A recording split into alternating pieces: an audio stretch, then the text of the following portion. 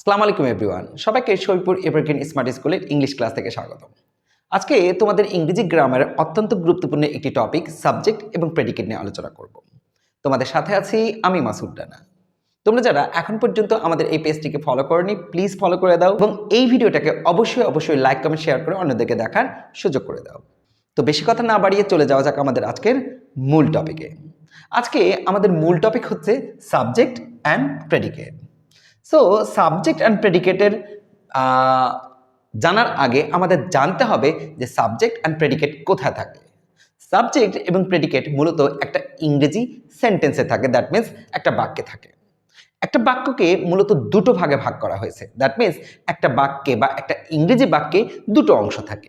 আমরা বাক্যের প্রথমে যে অংশটা পাই সেটা হচ্ছে সাবজেক্ট, এবং একটা বাক্যের দ্বিতীয় যে অংশটা থাকে সেটাই বলা হয় প্রেডিকেট। তো চলো আমরা একটু সাবজেক্ট সম্পর্কে জেনে নিই।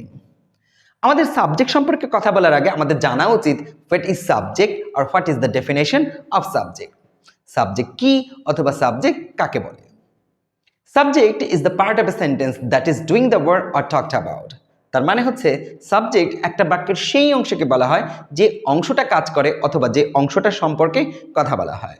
So let's go to C the example. চলো আমরা একটা উদাহরণ দেখে আসি। আমরা যদি এই উদাহরণটা দেখি, রহিম প্লেস ক্রিকেট, মানে রহিম ক্রিকেট খেলে।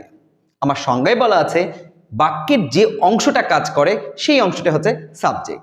এখানে ক্রিকেট খেলার কথা বলা হয়েছে, যে এই ক্রিকেট খেলা এই বাক্যের মূলত এই অংশটার দ্বারা সম্পাদিত হয়েছে। তো এই অংশটা আমরা দেখতে পাচ্ছি রহিম।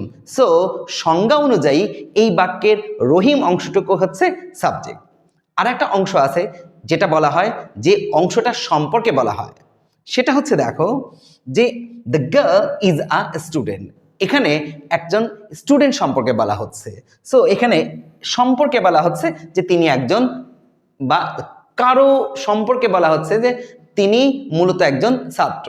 সেই ব্যক্তিটাকে, যার পরিচয়, যার সম্পর্কে বলতেছি, আমরা দেখতে পাচ্ছি এই বাক্যের এই অংশটা হচ্ছে যার সম্পর্কে বলা হচ্ছে। এখানে একজন ছাত্র সম্পর্কে বলা হচ্ছে, সেই ছাত্র বা ছাত্রী সম্পর্কে বলা হচ্ছে, বা স্টুডেন্ট সম্পর্কে বলা হচ্ছে, সেই স্টুডেন্টটা হচ্ছে the girl. So the girl এই সেন্টেন্সের সাবজেক্ট।